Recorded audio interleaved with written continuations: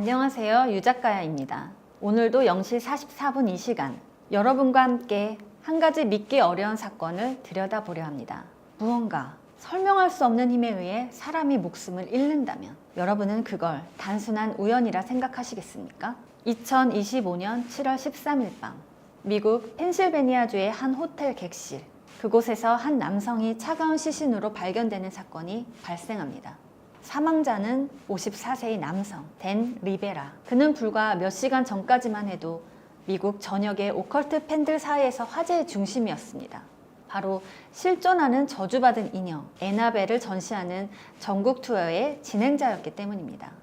그런데 그날의 행사에서 그는 치명적인 선택을 하고 맙니다. 수차례 테마사들이 경고했던 금단의 상자, 그 상자를 댄은 직접 열어 젖히고 말았습니다. 그리고 몇 시간 뒤 그는 죽은 채로 발견됩니다. 마치 무언가 보이지 않는 존재가 그의 생명을 순식간에 앗아간 듯한 조용하고도 기묘한 죽음이었습니다. 전 세계에서 가장 악명 높은 저주받은 인형, 그 인형을 둘러싼 으스스하고도 섬뜩한 실화를 따라가 보겠습니다. 이 무서운 이야기는 지금으로부터 약 반세기 전인 1960년대 후반으로 거슬러 올라갑니다. 미국 코네티컷에 사는 20대 간호학과 학생 도나. 그녀는 1968년 어머니로부터 낡은 빈티지 인형 하나를 선물 받습니다. 빨간 양털 머리에 둥글고 귀여운 눈, 삼각형 코, 그리고 미소를 띠고 있는 봉제 인형, 라구디 앤 인형이었습니다. 도나는 중고품이지만 새 가족이 생긴 듯 기뻐하며 그 인형을 애지중지하죠. 그리고 룸메이트 앤지와 함께 지내는 아파트 거실에 그 인형을 장식해 두었습니다. 그런데 이 인형이 집에 들어온 지 며칠 되지 않아 기묘한 현상이 벌어지기 시작합니다. 학교에서 돌아오면 인형의 자세가 미묘하게 바뀌어 있는 것을 도나는 알아차렸습니다. 처음엔 착각이겠거니 넘겼지만 날이 갈수록 이 인형이 혼자서 움직이고 있다는 확신을 갖게 됐죠. 소파에 앉혀놓은 인형이 빈 방으로 옮겨져 있거나 다리를 가지런히 뻗어놓았던 인형이 교차된 상태로 바뀌어 있는 일은 점점 빈번해졌습니다. 심지어는 한밤중 방문을 열었을 때 마치 살아있는 듯 인형이 의자에 앉아 정면을 뚫어져라 쳐다보고 있는 일도 발생합니다. 이렇게 기이한 상황이 반복되며 도나와 그녀의 룸메이트 앤지는 점점 불안에 떨기 시작합니다. 그러던 어느 날 아파트에서 정체 모를 쪽지가 발견된 거죠. 그 쪽지엔 어린아이의 필체로 이렇게 적혀 있었습니다. Help us, help Lu. 우리를 도와줘, 루를 도와줘라는 문구였죠. 도나와 앤지는 등골이 오싹해졌습니다. 집에 그런 종이를 둔 적도 없는 데다가 루는 앤지의 남자친구 이름이었기 때문이죠. 하지만 더욱 섬뜩한 일은 아직 끝나지 않았습니다. 이번엔 인형의 가슴과 손목에서 붉은 액체가 스며 나오기 시작한 거죠. 마치 피를 흘리듯 붉은 얼룩이 천을 타고 퍼지기 시작했습니다. 더 이상 견딜 수 없었던 도나와 앤지는 결국 전문가를 찾아 도움을 요청하게 됩니다. 영적 존재와의 교신을 전문으로 하는 영매, 미디엄이었습니다. 영적인 접촉을 시도한 영매는 아파트를 천천히 둘러본 뒤 무언가를 느꼈는지 표정이 점점 어두워졌습니다. 그리고 마침내 심각한 목소리로 입을 열었죠. 이곳엔 어린 소녀의 영혼이 머물러 있습니다. 영매의 말에 따르면 이 아파트가 지어지기 전 이곳에 오래된 단층 주택이 있었고 그 집에서 7살 난 어린 소녀가 불의의 사고로 목숨을 잃었다고 합니다. 그 아이의 이름은 바로 애나벨 히긴스.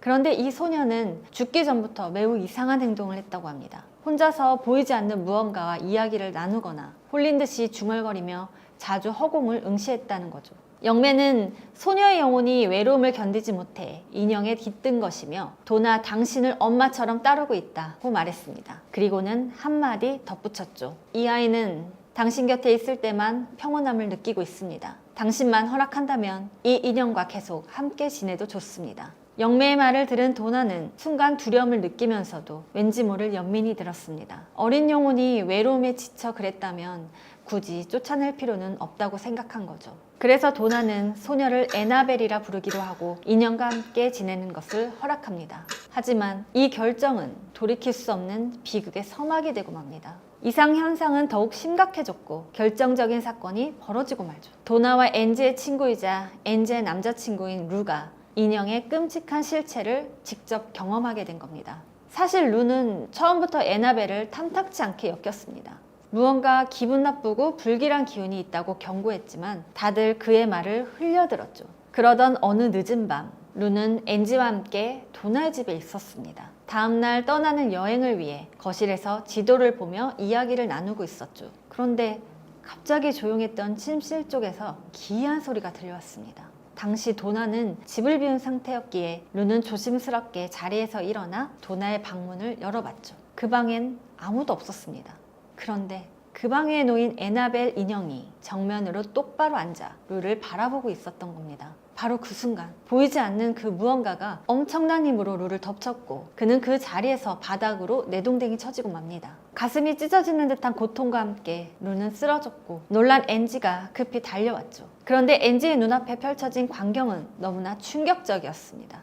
루의 셔츠는 누군가 칼로 난도질한 듯 갈기갈기 찢겨 있었고 그의 가슴에선 선명한 핏자국이 퍼져나가고 있었던 거죠. 자세히 보니 그 가슴에는 마치 커다란 짐승의 발톱에 핥힌 듯한 깊고 끔찍한 상처가 7줄이나 그어져 있었습니다. 가로로 4줄, 세로로 3줄. 마치 피로 그린 성모 마리아의 별자리 같았다고 그는 훗날 소름 끼치게 회상합니다. 루는 극심한 통증에 신음하며 비명을 질렀습니다. 그런데 이상한 건 다음 날이 되자 그 깊었던 상처가 언제 그랬냐는 듯이 흔적도 없이 사라졌다는 겁니다. 흉터조차 남기지 않고 말이죠. 이 초자연적인 공격을 직접 목격한 도나 일행은 더는 참지 못했습니다. 인형에 깃든 존재가 결코 순진한 어린아이의 영혼이 아니라는 사실이 명백해 보였으니까요. 도나와 앤지 그리고 가까스로 회복한 루는 미국 전역에서 이름난 심령 연구가 부부 에드와 로레인 워렌에게 도움을 요청하기로 결심합니다.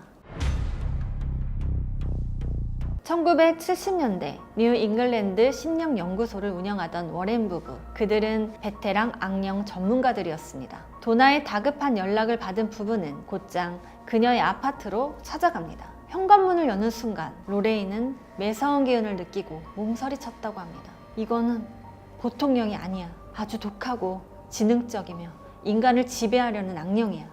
처음 도나에게 에나벨이란 소녀의 영이라고 안심시켰던 영매의 말과는 정반대의 판단이었죠. 로레인은 단호히 말했습니다. 순진한 소녀의 영혼이 아니라 인형을 도구 삼아 인간 세계에 개입하려는 악마적인 존재이다. 테마의식은 곧바로 시작됩니다. 하지만 워렌 부부도 에나벨의 사악함을 과소평가했던 건 아니었을까요? 에드는 인형을 아예 집 밖으로 옮기려 했지만 보이지 않는 힘이 거부하듯 번번이 실패했다고 합니다. 문턱을 넘기만 하면 누군가 붙잡듯 무거워졌고 자동차 시동은 걸리지 않았으며 핸들은 제멋대로 움직였죠. 결국 그들은 미국 카톨릭 교구의 고위 테마사 쿠크 신부에게 도움을 요청하게 됩니다. 쿠크 신부는 성수를 뿌려가며 7페이지에 달하는 라틴어 엑소시즘 기도문을 읽어 내려갔는데 그때마다 이상한 방해가 일어났습니다. 신부의 머릿속이 새하얗게 공백이 되더니 입안이 바짝 말라붙어 막상 성구를 읊으려 하면 목소리가 나오지 않는 것이었습니다. 가까스로 정신을 가다듬고 재차 기도를 이어가던 중엔 더 놀라운 현상이 벌어집니다. 신부가 인형에게 성수를 뿌리자 성수가 증기처럼 증발해 허공으로 사라져버린 겁니다. 마치 악령이 성수를 거부하며 튕겨내는 듯한 광경이었죠. 이 일련의 사건을 통해 신부와 워렌 부부는 에나벨을 완전히 봉인하기로 결정했습니다. 맨손으로 만질 수 없었기에 성수를 충분히 적신 흰 성천으로 인형을 칭칭 감고 강화 유리로 만든 관 속의 밀봉에 지하로 옮겼습니다. 그렇게 에나벨은 워렌 부부의 오컬트 박물관 지하실 깊숙한 곳에 안치되었죠. 그러나 여기서 끝이 아니었습니다. 쿠크 신부가 집으로 돌아가던 길, 그는 끔찍한 교통사고를 당합니다. 운전 중 갑자기 엔진이 꺼지고 핸들이 잠기고 급기야 브레이크까지 작동하지 않아 마주오던 트럭과 정면 충돌하고 만 것이죠. 기적적으로 생명은 건졌지만 그는 크게 다쳤습니다. 사람들은 수군거렸습니다. 에나벨을 봉인하자 악령이 분풀이를 한 것 아니냐고요. 이렇게 극심한 진통 끝에 문제의 인형 에나벨은 겨우 워렌 부부의 오컬트 박물관 지하에 봉인되어 세상과 격리됐습니다. 이후 워렌 부부는 절대적인 경고를 남깁니다. 에나벨을 상자 밖으로 꺼내지 말 것, 케이스를 열어보지도 말 것, 절대로 장난삼아 손대지 말 것. 그 경고는 유리상자 전면에 커다랗게 붙어 있습니다. 에나벨을 비롯한 수많은 사악한 물건들을 보관하면서도 워렌 부부는 그 상자를 함부로 옮기거나 만지는 법이 없었습니다. 이러한 규정이 생긴 데에는 이유가 있었습니다. 실제로 에나벨의 유리 케이스를 건드렸다가 큰 사고를 당한 사례도 있었기 때문이죠. 1970년대 후반, 커플 한 쌍이 워렌 부부의 오컬트 박물관을 방문했습니다. 그들은 세간의 이목을 집중시킨 문제의 인형 에나벨을 보기 위해 이곳을 찾았죠. 에드 워렌은 조용히 그들을 안내하며 말했습니다. 이 인형은 단순한 물건이 아닙니다. 영혼을 지닌 존재, 그것도 인간을 조종하는 악령이 깃들어 있습니다. 하지만 그 설명을 들은 청년은 호기심을 이기지 못하고 유리 상자를 장난삼아 두드렸습니다. 에드는 깜짝 놀라 재빨리 제지했지만 이미 때는 늦었죠. 그는 그 자리에서 커플을 박물관에서 쫓아냈습니다. 그리고 몇 시간 뒤 오토바이를 타고 집으로 향하던 그 커플에게 끔찍한 교통사고가 일어났습니다. 유리 상자를 두드렸던 남성은 트럭과의 정면 충돌로 그 자리에서 즉사하고 말았죠. 이 사건 이후로 박물관 측은 더욱 경계를 강화합니다. 관람객들에게 눈으로만 볼 것, 손대지 말 것을 엄격히 지시했고 출입 시 전시물을 만진 후 발생하는 모든 정신적, 육체적 피해는 책임지지 않는다는 각서를 쓰게 했습니다. 그만큼 에나벨의 위험성은 농담거리가 아니었던 겁니다.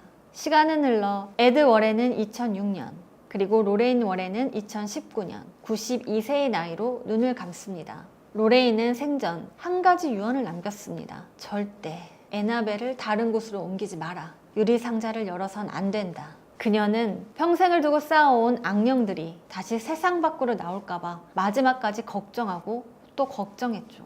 로레인은 자신의 뒤를 이어 사위인 토니 스페라를 공식 후계자로 지목했습니다. 그리고 오랜 조수였던 댄 리베라를 수석 조사관으로 임명했죠. 로레인은 늘 댄을 가리켜 나의 마지막 제자라며 애정을 보였다 하죠. 그만큼 댄 리베라는 워렌 부부의 신뢰를 얻은 인물이었습니다. 하지만 그녀의 우려는 현실이 되고 맙니다. 봉인되어야 할 에나벨 인형이 바깥 세상으로 나오게 된 겁니다. 2019년 박물관이 건물 노후화와 이웃 주민의 민원으로 인해 폐쇄되면서 에나벨은 더 이상 대중 앞에 모습을 드러내지 않게 되었죠. 이후 토니 스페라와 댄 리베라는 유물들을 자택에서 관리해왔습니다. 하지만 시간이 지날수록 사람들의 관심은 식어갔고 수익도 줄어들었습니다. 결국 2025년 두 사람은 충격적인 결정을 내립니다. 에나벨 전국 투어, 이름하여 데블스 온 더 런 프로젝트를 시작한 겁니다. 전설의 인형을 일반인들도 직접 눈으로 볼 수 있게 하겠다는 명목이었습니다. 워렌 부부의 유산을 이어가기 위해라는 취지였지만 속내에는 박물관 폐쇄 이후 줄어든 관심을 되살리고 티켓 수익을 얻으려는 계산도 깔려 있었죠. 에나벨 인형의 전국 투어가 시작된다는 소식이 전해지자 미국 전역은 큰 충격에 휩싸였습니다. 특히 퇴마사들과 신령술사들은 강하게 반발했습니다. 오랜 세월 동안 봉인 상태로 유지되어야 했던 인형이 대중 앞에 모습을 드러낸다는 사실만으로도 충분히 우려할 만한 일이었기 때문이죠. 같은 해 6월 5일 한 유명 유령 투어 블로그에는 장문의 경고문이 올라왔습니다. 에나벨을 케이스에서 절대 꺼내지 말라는 데는 다 이유가 있습니다. 그 경고를 무시한 대가는 지금 사람들이 뼈저리게 치르고 있습니다 라고 말하며 인형의 이동을 강하게 비판했습니다. 심령술사 패티 네그리 또한 언론 인터뷰를 통해 강한 우려를 표현했습니다. 영적인 물건은 절대 함부로 옮기면 안 됩니다. 그건 그 안에 깃든 영혼에 대한 모욕입니다. 그녀의 발언은 단순한 우려가 아닌 수십 년간의 현장 경험에서 비롯된 경고였습니다. 하지만 행사의 주최자인 댄 리베라와 토니 스페라는 이러한 비판을 일축했죠. 댄은 성수와 십자가가 새겨진 새 상자에 에나벨을 넣어 신중히 이동하고 있으며 카톨릭 신부가 동행하여 계속 기도를 드리고 있다고 설명했습니다. 그는 투어에 앞서 직접 새 상자를 공개하기도 했습니다. 해당 상자는 생전 에드 워렌이 만들었던 진열함을 본떠 제작된 나무 상자로 사방에 십자가가 새겨져 있었고 성수와 성류가 칠해져 있었습니다. 내부에는 주님의 기도와 성 미카엘의 기도문이 새겨져 있었으며 상자 겉면에는 항상 3개의 십자가를 단단히 부착해 두었다고 밝혔습니다. 댄은 이 모든 준비가 만약의 사태에 대비한 것이며 통제는 완벽하다고 자신했습니다. 그리고 마침내 2025년 5월 에나벨 투어의 첫 전시회가 텍사스주 샌안토니오에서 열렸습니다. 입장권은 일반석 $30부터 VIP석 $150까지 다양하게 책정되었으나 모든 좌석이 조기 매진되는 등 엄청난 반응을 얻었죠. 오컬트에 관심 많은 이들이 전국 각지에서 몰려들었습니다. 행사장은 마치 할로윈 파티를 방불케 할 만큼 음산하고 기이한 분위기로 연출됐으며 그 중심에는 문제의 인형 에나벨이 새 상자 안에 봉인된 채 놓여 있었습니다. 상자 앞 유리에는 익숙한 문구, 절대로 열질 말 것이라는 경고가 큼지막하게 붙어 있었습니다. 하지만 이 경고는 곧 무시당하게 됩니다. 관람객들이 지켜보는 가운데 댄 리베라는 스스로 그 상자를 열었습니다. 청중들 사이에서는 놀란 숨소리와 웅성거림이 흘러나왔습니다. 댄은 두꺼운 장갑을 낀 손으로 에나벨 인형을 상자 밖으로 들어 올렸습니다. 여러분, 두려워 마세요. 다시 상자 안에 조심스럽게 넣었습니다. 이후 성호를 긋고 낮은 목소리로 기도를 읊조렸죠. 그는 말했습니다. 보시다시피 아무 일도 일어나지 않습니다. 겁먹을 필요 없습니다. 만약을 대비해 지금 카톨릭 기도문을 알려드리겠습니다. 함께 따라 읽어보세요. 일부 관람객들은 그의 안내에 따라 기도를 중얼거렸으며 다른 이들은 믿기지 않는 표정으로 그 광경을 지켜봤습니다. 행사가 종료된 후 이 퍼포먼스는 온라인 오컬트 커뮤니티에서 큰 논란을 불러일으켰습니다. 정말 미친 짓이다. 저러다 진짜 무슨 일 나는 거 아니냐. 수많은 오컬트 팬들이 댄의 행동을 비난하며 불안감을 토로했습니다. 그러나 정작 댄 리베라는 개의치 않았습니다. 그는 언론 인터뷰에서 에나벨에 대한 통제는 완벽합니다. 모두 지나친 걱정일 뿐입니다. 이렇게 말하며 우려를 일축했죠. 텍사스에서 시작된 에나벨의 여정은 이후에도 예정된 코스를 따라 계속 이어졌습니다. 하지만 그 여정의 발걸음마다 어딘가 불길한 기운이 들이우기 시작합니다. 6월 에나벨 투어팀이 루이지애나주 뉴올리언스에 도착했을 때였습니다. 그 도시는 마치 기다렸다는 듯 이상한 사건들로 술렁이기 시작했습니다. 먼저 뉴올리언스 인근에 위치한 노토웨이 플랜테이션 저택에서 큰 화재가 발생했습니다. 1859년에 지어진 이 건물은 남북 전쟁 이전 노예제의 어두운 그림자가 깊이 배어있는 역사적 장소였습니다. 수많은 흑인 노예들의 고통에 서려있는 이 저택은 하필이면 에나벨이 도착한 날 밤 이유를 알 수 없는 불길에 휩싸였습니다. 불은 밤새도록 타올랐고 내부는 전소되고 말았습니다.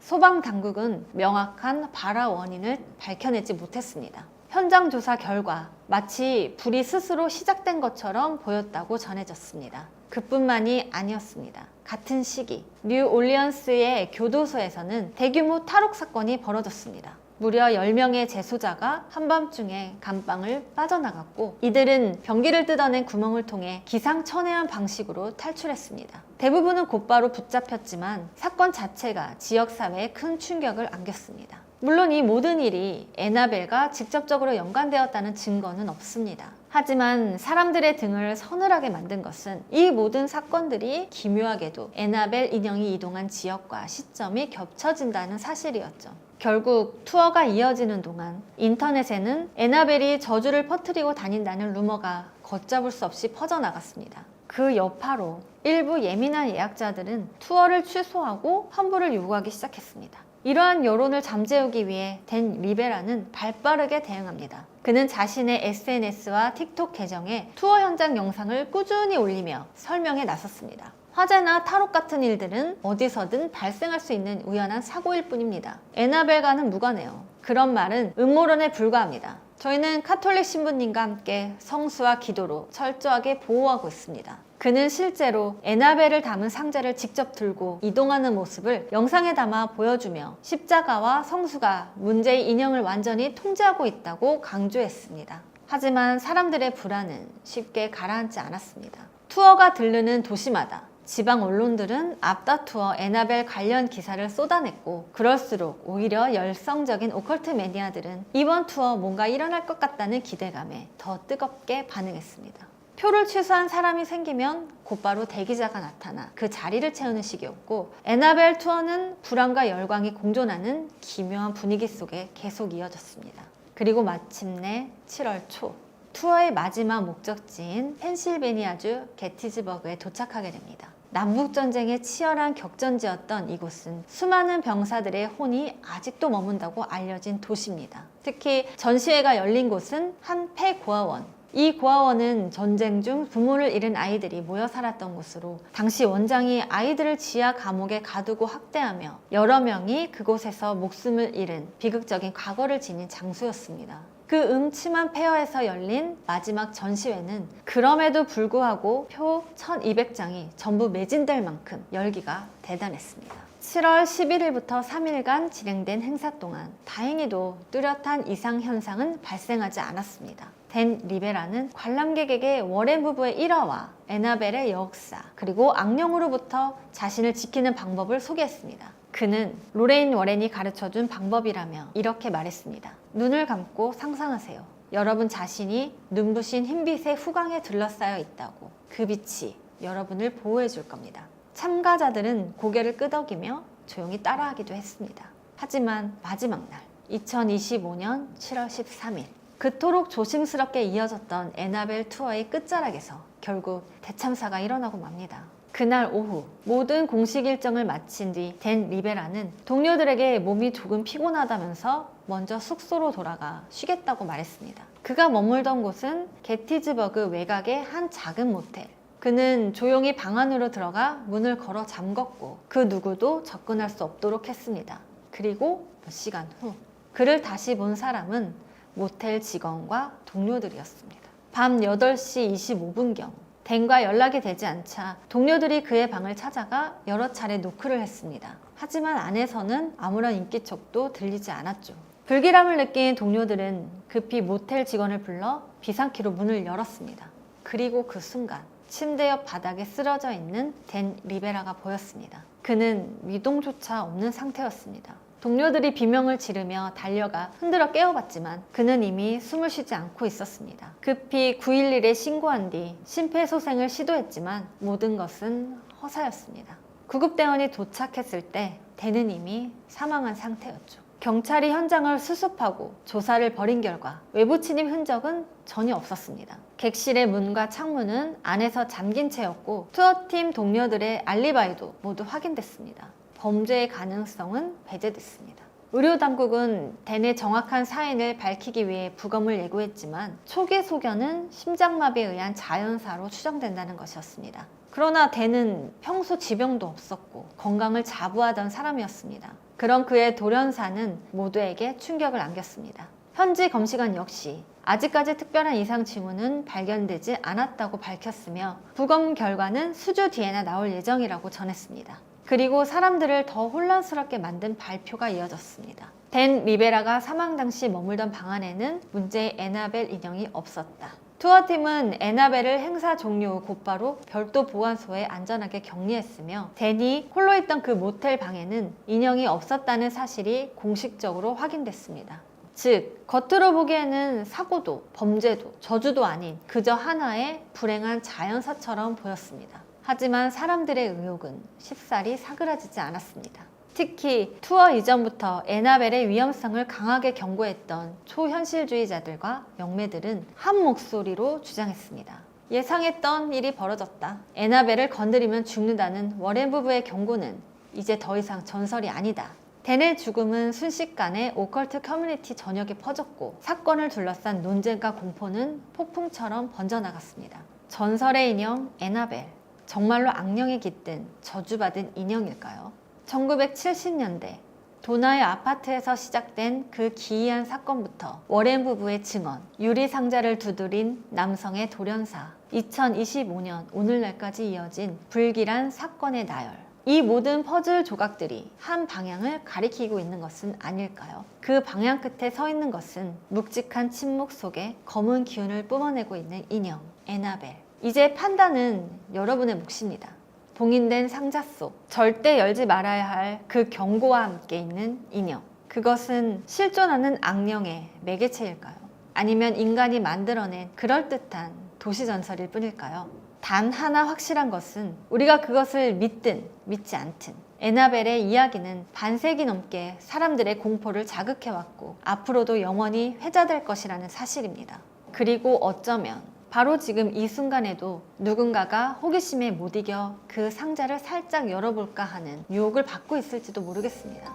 그럴 때 여러분이라면 어떻게 하시겠습니까? 오늘의 이야기는 어떠셨나요? 다음에도 또 다른 기이한 실화로 여러분을 찾아뵙겠습니다. 그 시신은 나를 거부했다. 270m 심연이 집어삼킨 진실. 카메라에 담긴 마지막 순간, 그곳은 수심 270m, 빛조차 닿지 않는 칠흑 같은 어둠. 랜턴 불빛만이 희미하게 비추는 그곳에서 한 베테랑 다이버는 오늘 10년 전 이곳에서 실종된 젊은 다이버의 시신을 마주합니다. 그의 임무는 단 하나, 발견된 시신을 특수 제작된 바디백에 넣어 수면 위 애타게 기다리는 부모의 품으로 돌려보내는 것. 그는 수없이 시뮬레이션 했던 대로 침착하게 작업을 시작했습니다. 하지만 그 순간 예상치 못한 일이 벌어집니다. 10년의 세월 동안 뼈만 남았을 거라 믿었던 시신이 그의 손길을 거부하듯 중력을 이기고 천천히 떠오르기 시작한 겁니다. 고요해야 할 심연의 바닥에서 마치 살아있는 듯 다이버의 통제를 벗어나 유영하는 망자. 다이버의 호흡은 거칠어지고 고요했던 심연은 혼란으로 물듭니다. 이 이상하고도 두려운 순간은 비극의 시작이었습니다.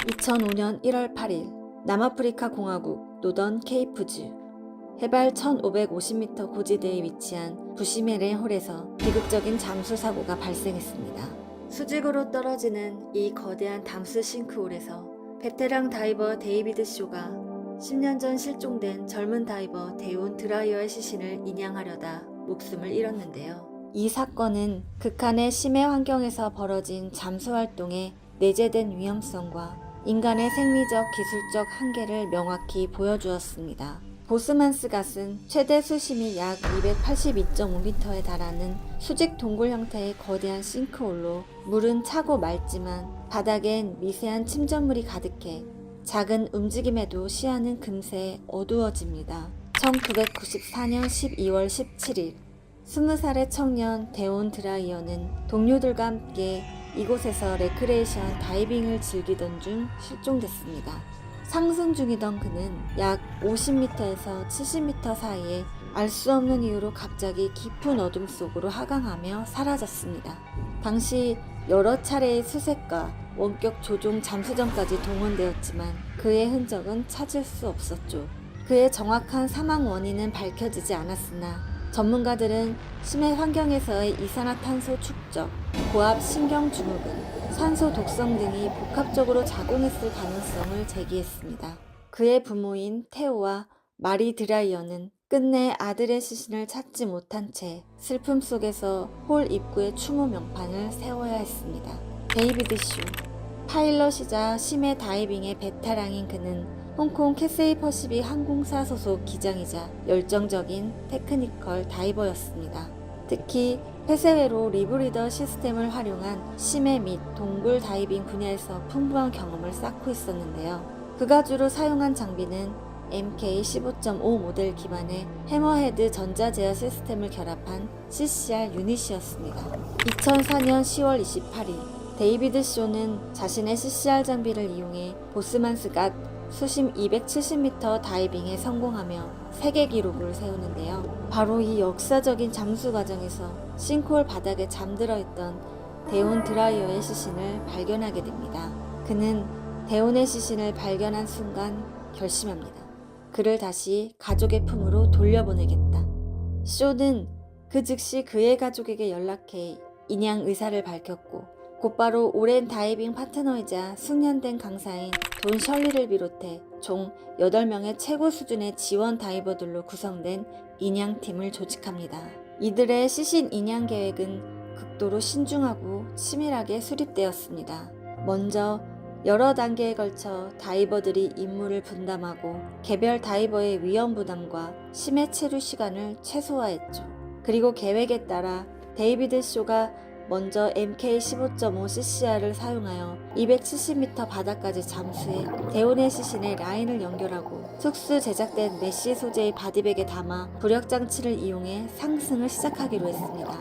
그 다음 돈 셜리가 220m 지점에서 대기하고 있다가 데이비드로부터 바디백을 인계받아 상승을 이어갈 예정이었죠. 이후에는 150m, 120m, 80m, 50m 등 미리 정해진 각 수심 구간에 대기 중인 지원 다이버들이 차례로 바디백을 넘겨받아 릴레이 방식으로 수면 위까지 안전하게 운반하는 완벽에 가까운 계획이었습니다. 이 계획을 성공시키기 위해 각 다이버는 자신의 임무 수신과 활동 시간에 최적화된 다양한 혼합 기체를 사용해야 했으며 특히 보스만스갓의 높은 고도를 고려하여 매우 길고 정밀하게 계산된 감압 일정을 따라야 했습니다. 데이비드의 경우 총 잠수 및 감압 시간이 12시간을 넘을 것으로 예상되었기에 시신 운반을 위한 특수 바디백과 라인 시스템, 지상 및 수중 통신 체계 등 모든 가능한 안전 대책에 철저하게 준비되었습니다. 인양 시도 직전 마지막 브리핑에서 데이비드는 팀원들에게 이 작업의 높은 위험성을 다시 한번 주지시키며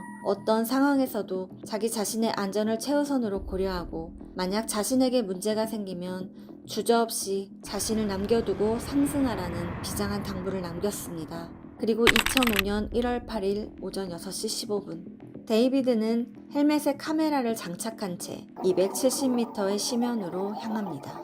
그리고 약 12분 만에 대온 드라이어의 시신 옆에 도달하죠. 데이비드는 계획대로 대온의 시신에 라인을 연결하고 바디백을 펼칩니다. 그리고 그 순간 첫 번째 예상치 못한 문제가 발생합니다. 시신은 생각보다 가벼웠습니다. 지방이 실압화되어 있었고 그 탓에 강한 부력을 지닌 채 천천히 떠올랐습니다. 동시에 두 번째 문제가 발생합니다. 시신이 움직이면서 바닥에 미세한 침전물이 순식간에 피어올라 주변 시야를 완전히 차단해버리는 실트 아웃 현상이 일어난 겁니다. 칠흑 같은 어둠 속에서 떠다니는 시신을 제어하고 바디백에 넣으려는 작업은 데이비드에게는 엄청난 육체적 부담이었을 겁니다. 극심한 수압하에서 이루어지는 격렬한 활동은 그의 체내 이산화탄소 수치를 급격히 높였을 겁니다. 이는 고압신경 증후군 증상이나 산소 독성과 결합하여 마치 심하게 취한 듯한 심각한 인지 능력 저하와 판단력 장애를 유발했을 가능성이 매우 높았죠. 세 번째 문제는 장비 엉킴입니다. 데이비드는 시야가 확보되지 않고 판단력이 흐려진 상태에서 양손 작업을 위해 자신의 수중 랜턴을 케이블이 연결된 채로 바닥에 내려놓는 실수를 범합니다. 떠다니는 시신과 바디백의 라인, 그리고 그의 장비들이 바닥의 랜턴 케이블과 서로 엉키기 시작했습니다. 그는 모든 힘을 다해 시신을 통제하려 했습니다. 그러나 그 순간부터 판단력은 흐려졌고 작업에만 몰두한 채 탈출이라는 선택지를 놓쳐버린 겁니다. 그리고 잠수 시작 21분 후 카메라는 마지막 장면을 기록한 채 멈췄습니다. 한편 220m 지점에서 데이비드를 기다리던 돈 셜리는 신호가 오지 않자 위험을 감지하고 구조를 시도합니다. 그러나 자신의 장비까지 고장나자 더 깊이 들어가는 건 불가능하다 판단하고 힘겨운 상승을 시작했는데요. 상승 과정에서 심각한 감압병에 시달리며 12시간이 넘는 사투 끝에 간신히 살아 돌아왔습니다. 하지만 영구적인 신경 손상을 피할 순 없었죠. 데이비드 쇼의 시신 인양 시도는 안타깝게도 실패로 돌아갔습니다. 사고 발생 나흘 뒤인 2005년 1월 12일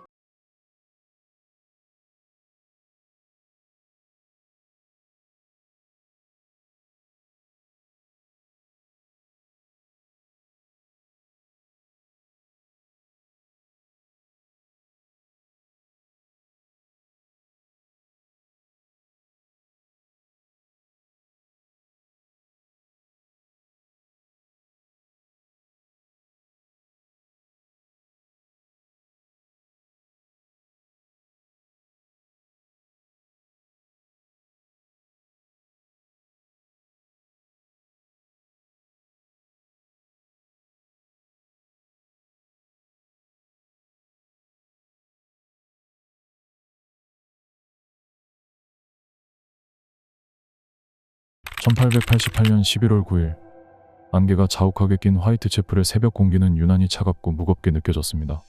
스피탈필즈의 도세 스트리트는 평소처럼 으스스했지만 밀러 코트 13번지에서는 곧 런던 전체를 경악하게 할 끔찍한 비극의 마지막 장면이 펼쳐지려 하고 있었습니다.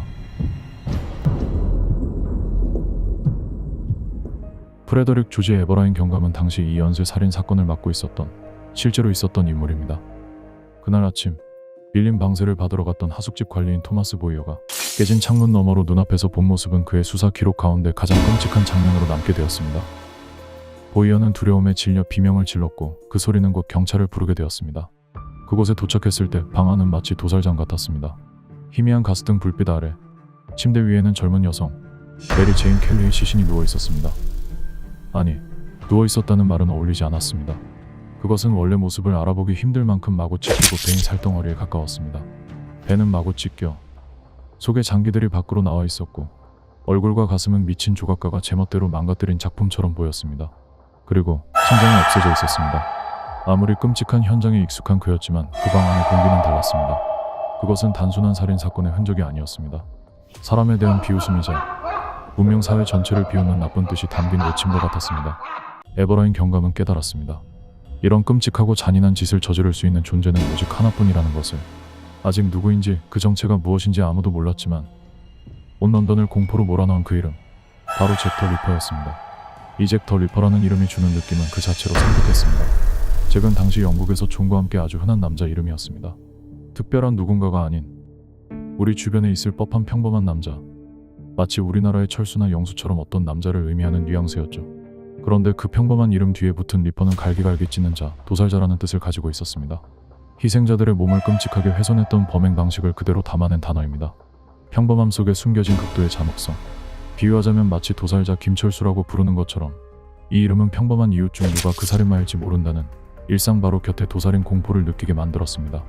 이것이 그가 남긴 마지막 메시지였을까요? 아니면 그의 미친 행동은 다른 모습으로 바뀔 준비를 하고 있었던 것일까요? 에버라인 경감은 바로 느꼈습니다. 이 사건은 단순한 끝이 아닐지도 모른다고 말입니다. 그는 모든 조각을 맞춰야 한다고, 사건의 처음으로 돌아가야만 한다고 생각했습니다. 사건의 시작은 2달 전 8월 31일 새벽으로 거슬러 올라갑니다.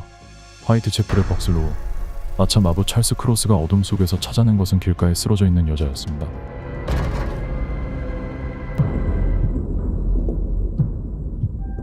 메리 앤 니콜스, 43세. 그녀의 목에는 깊은 칼자국이 2군데 나 있었고 배는 마구 찔려 있었습니다. 처음 수사 보고서를 살펴보며 에버라인 경감은 이상한 점을 찾아냈습니다. 목의 칼자국은 아주 깊고 망설임이 없었습니다. 단순 강도나 남녀 문제로 인한 살인과는 다른 차갑고 재빠른 움직임이 느껴졌습니다. 분노 이상의 것, 어쩌면 비정상적인 호기심이나 어떤 다른 목적이 있을 가능성이었습니다. 당시 동료들은 이 동네의 흔한 폭력 사건 중 하나로 넘기려 했지만 그의 머릿속에는 안 좋은 느낌이 들기 시작했습니다. 겨우 8일 뒤 9월 8일 새벽 또 다른 희생자가 나타났습니다. 해버리 스트리트 29번지 뒷마당에서 애니 체프먼의 시신이 발견되었습니다.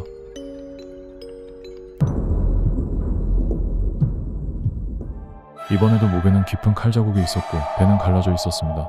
앞서 벌어진 메리 앤 니콜슨의 자상 흔적과 비슷한 패턴이었습니다. 그러나 이번에는 달랐습니다.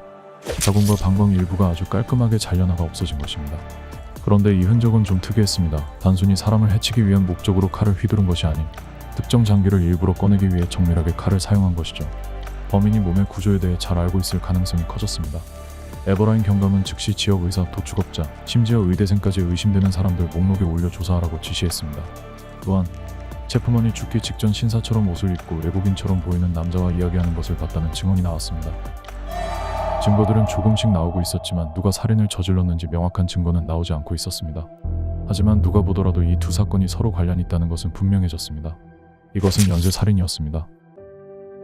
9월 27일 런던의 중앙통신사에 도착한 붉은 잉크로 쓰인 편지 한 통은 수사에 혼란을 주고 사람들을 공포에 떨게 했습니다.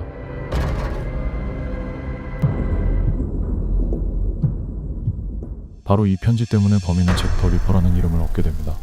친애하는 사장님으로 시작하는 이 편지에는 자신이 범인이라고 주장하며 경찰을 비웃는 내용과 함께 스스로를 잭 더 리퍼라고 칭하는 서명이 있었기 때문입니다.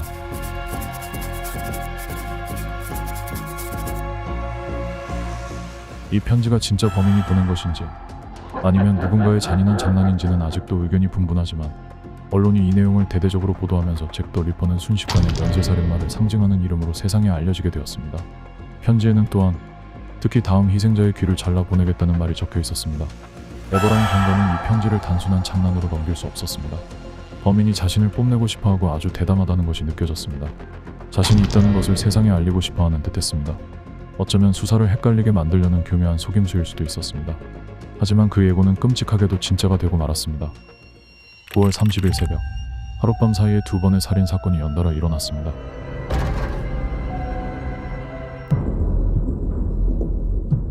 이날 잭 더 리퍼는 처음으로 그의 계획에 차질을 겪게 됩니다. 먼저 새벽 1시경 버너 스트리트의 더트필드 야드에서 엘리자베스 스트라이드의 시신이 발견되었습니다. 목은 치명적으로 깊게 베어 있었지만 이전 희생자들과는 다른 점이 있었습니다. 바로 리퍼의 특징적인 수법이었던 벨에 발라 장기를 훼손하는 행위가 전혀 이루어지지 않았다는 것입니다. 현장에 다급했던 흔적들로 미루어 볼 때 이는 명백히 범인이 그의 끔찍한 작업을 시작했거나 막 시작하려던 찰나의 누군가의 접근으로 인해 방해받고 황급히 달아났음을 보여주었습니다.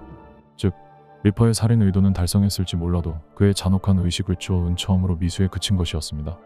하지만 그렇다고 사람이 죽지 않은 것은 아니었죠. 엘리자베스 스트라이더는 잭 더 리퍼의 세 번째 희생양이 되고 말았습니다. 그의 칼날은 멈추지 않았습니다. 오히려 이 실패가 그의 관계를 더욱 자극했던 것일까요? 불과 45분 뒤 약 1.6km 떨어진 마이터 스퀘어에서 캐서린 에드우즈가 끔찍하게 살해된 채 발견되었습니다. 목과 배는 이전과 같은 방식으로 망가뜨려져 있었고 왼쪽 콩팥 심장부와 자궁 일부가 없어졌습니다. 그리고 그녀의 오른쪽 귓불 일부가 잘려나가 있었습니다. 편지에 예고했던 일이 그대로 일어난 것입니다. 에버라인 경감은 온몸에 소름이 돋는 것을 느꼈습니다. 범인은 마치 연극을 하듯이 자신이 짜놓은 이야기대로 움직이고 있었습니다. 스트라이드 살해 시도의 실패가 오히려 그의 미친 행동을 더 부추겨 에드우즈에게 더욱 끔찍한 짓을 저지르게 만든 것일까요? 두 사건 현장을 오가며 그는 확신했습니다. 이것은 같은 사람이 저지른 짓이며 그는 점점 더 대담해지고 다음에 무슨 짓을 할지 알 수 없게 되고 있다고 말입니다. 런던은 보이지 않는 악마의 소나기에 사로잡혀 있었습니다. 그리고 마침내 11월 9일 메리 제인 켈리 25세의 젊은 여성. 이전 희생자들이 길거리에서 발견된 것과는 달리 그녀는 자신의 방 안에서 가장 끔찍한 모습으로 발견되었습니다.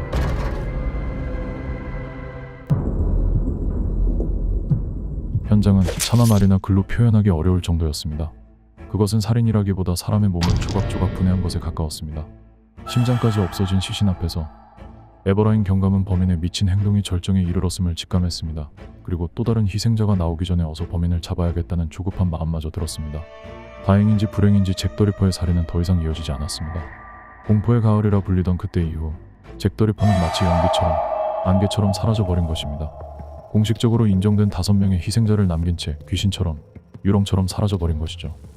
왜 경찰은 그를 잡지 못했던 것일까요? 수많은 사람들이 용의자로 떠올랐고 수백 명을 조사했지만 확실한 증거는 없었습니다. 1888년에 런던은 과학적인 수사 방법이 막 시작되던 때였습니다. 지문 확인은 초기 단계였고 DNA 분석 같은 것은 아주 먼 미래의 이야기였습니다. 비좁고 어두운 골목, 끊임없이 내리는 비, 수많은 사람이 뒤섞여 사는 화이트채플의 주변 환경 자체가 범인에게는 완벽하게 숨을 곳을 마련해 주었습니다. 목격자들의 말은 서로 달랐고 두려움에 빠진 사람들의 증언은 믿기 어려웠습니다. 언론은 자극적인 보도로 사람들의 두려움을 더 키웠고 이는 오히려 범인을 전설 속 인물처럼 만들었습니다. 프리메이슨 음모론, 왕족이 관련되었다는 설 등 수많은 추측이 마구 떠돌았지만 진실은 안개처럼 흩어져 버렸습니다. 세월이 흘러 과학기술이 발전하면서 잭 더 리퍼의 정체를 밝히려는 노력은 계속되었습니다. 특히 잭 더 리퍼 연구가였던 러셀 에드우즈가 2014년에 주장한 내용이 크게 화제가 되었습니다. 그는 네 번째 희생자 캐서린 에드우즈의 것이라고 주장되는 숄에서 뽑아낸 DNA 분석을 통해 폴란드 출신 이민자 아론 코스민스를 범인으로 지목하였습니다. 그런데 흥미로운 사실은 코스민스키는 이미 1888년 사건 당시에도 경찰이 의심했던 사람이었다는 겁니다. 그는 심각한 정신병을 앓고 있었으며 여성을 매우 싫어하는 모습을 보였다는 기록이 있습니다. 사실 요즘 같았다면 수많은 증거 자료로 정신이 불안정한 사람을 범인으로 특정하는 것은 어렵지 않은 일이나 당시의 수사 기술은 사람들의 증언에 의지하는 경향이 많았습니다. 목격자들은 증언을 거부하는 경우가 많았고 아론 코스민스키의 증언은 계속해서 바뀌었습니다. 때문에 수많은 사람들이 용의 선상에 오르고 조사를 이어가는 과정에서 자연스럽게 그는 풀려나게 되었던 것이죠. 이후 그는 결국 정신 이상 때문에 1891년부터 정신병원에 갇히게 되었고 우연히도 잭 더 리퍼의 연쇄 살인이 멈춘 때와 그의 정신 상태가 나빠져 병원에 갇힌 때가 거의 맞아떨어진다는 점입니다. 이에 따라 러셀은 피해자들의 소품을 적극적으로 조사하기 시작했고 결국 120년이나 지나서야 아론 코스민스키가 가장 유력한 용의자가 된 것이죠. 하지만 연구의 최종 결론 과정에서 아론 코스민스키의 증거는 채택되지 않게 됩니다. 왜일까요? 증거로 제시되었던 숄이 어디서 왔는지 불분명하다는 점과 오염 문제, DNA 분석 방법의 한계 등으로 인해 이 주장은 명확한 증거로 받아들여지지 못했습니다. 아론 코스민스키는 가능성이 높은 용의자 중 한 명일 뿐, 잭 더 리퍼의 정체는 여전히 공식적으로는 밝혀지지 않은 상태입니다. 물론 잭 더 리퍼 사건은 귀신이나 악마가 저지른 일은 아닙니다. 하지만 사람을 죽이는 것에 미친 살인마는 귀신이나 악마보다 더 무서운 존재입니다. 사회가 아무리 발전하고 과학이 발달했다고 해도 살인을 갈망하는 악마 같은 존재는 어디에나 있을 수 있습니다. 서로에 대한 끊임없는 관심과 보살핌이 이런 악마 같은 존재를 몰아내는 방법이 아닐까요? 브라질의 한 도시 고이아니아. 어스름이 내리는 저녁. 6살 소녀 레이지는 마당에서 반짝이는 가루를 손에 쥐고 놀고 있었습니다. 그런데 이 가루 뭔가 평범하지 않습니다. 마치 마법처럼 푸른 빛을 내며 아이의 손길에 따라 가볍게 흩날렸고, 아이는 그게 또 신기한 듯 자신의 몸에 바르기도 합니다. 그렇게 한참을 놀던 아이는 배가 고픈지 가루를 손에 묻힌 채 옆에 놓인 샌드위치를 먹고 집으로 돌아갔죠. 그리고 약 한 달 후 아이는 병상에서 끔찍한 고통과 함께 세상을 떠나고 말았습니다. 이 비극은 시작에 불과했습니다. 아이의 주변 사람들이 하나둘씩 원인 모를 질병으로 통증을 호소하기 시작했는데요. 아이의 엄마, 보물상 주인이었던 삼촌, 데바이르의 직원들, 그들 역시 레이지의 뒤를 따르듯 그렇게 하나둘 세상을 떠났습니다. 그들이 연달아 죽음을 맞게 된 이유는 과연 무엇이었을까요? 죽음을 부르는 악마의 푸른 가루. 때는 1987년 9월, 브라질 중서부의 고이아스주의 주도 고이아니아시. 활기 넘치고 평화로워 보였던 인구 약 100만 명의 도시였습니다. 큰 도시에는 많은 시설이 들어서고 또 버려지기도 합니다. 사건의 시작점이 된 이 건물 역시 문을 닫고 방치된 지 오래된 병원이었습니다. 1987년 9월 13일, 오랫동안 사람의 손길이 닿지 않던 이곳에 두 남자가 몰래 들어섰습니다. 바로 호베르투 두스 산토스 아우비스와 바그네르 모타 페에이라. 고철을 주워 팔아 생계를 잇던 그들은 오래전부터 이 건물을 눈여겨보고 있었습니다. 의료 장비는 대부분 값비싼 고철로 구성되어 있으니까요. 그들은 그날따라 경비가 허술한 틈을 타 병원 건물에 잔입 성공했고, 정말 값비싸 보이는 육중한 장비를 발견합니다. 무게는 있었지만 돈 냄새가 났죠. 그들은 이것이 무엇인지 잘 몰랐지만 돈이 될 것이라는 확신하에 그 자리에서 분해하기 시작합니다. 여러 부품을 떼어내던 중 알루미늄 합금처럼 보이는 묵직하고 단단한 금속 캡슐 선원 헤드를 발견하고 이것이 가장 값비싼 부분이라 생각합니다. 큰돈을 벌 생각에 들뜬 그들은 곧바로 캡슐 분해 작업에 착수합니다. 캡슐 틈새로 어렴풋이 보이는 푸른 빛은 그들의 확신을 더 굳게 만들었습니다. 하지만 캡슐은 매우 견고하게 봉인되어 있었죠. 며칠간의 씨름 끝에 그들은 드라이버 등을 이용해 캡슐의 창 부분에 구멍을 내는데 성공합니다. 그 순간 푸른 가루 일부가 밖으로 새어나왔습니다. 그런데 그때부터 이상한 일이 벌어지기 시작했습니다. 먼저 캡슐을 가까이에서 다루던 바그네르가 심한 설사와 구토, 어지럼증을 느끼기 시작합니다. 그리고 며칠 뒤 호베르토에게도 비슷한 증상이 나타났죠. 그들은 전날 먹은 음식이 잘못되었거나 과로 때문이라고 생각하고 병원을 찾아왔습니다. 의사 역시 단순 식중독이나 피로로 진단하고 간단한 약만 처방했죠. 몸은 계속 아프고 캡슐은 더 이상 분해하기 어렵다고 느낀 호베르트는 9월 18일 고철 덩어리를 다른 고물상 주인인 데바이르 아우비스 페에이라에게 단돈 1,500 크루자드에 팔아넘깁니다. 데바이르는 호베르투가 팔고 간 이 묵직한 물건에 강한 호기심을 느꼈습니다. 특히 밤이 되자 캡슐의 깨진 틈 사이로 새어나오는 신비로운 푸른 빛은 그의 마음을 완전히 사로잡았죠. 뭔가 특별하고 값비싼 물건, 어쩌면 초자연적인 힘을 가진 물건일지도 모른다고 생각한 그는 캡슐을 자신의 집 거실로 가져왔습니다.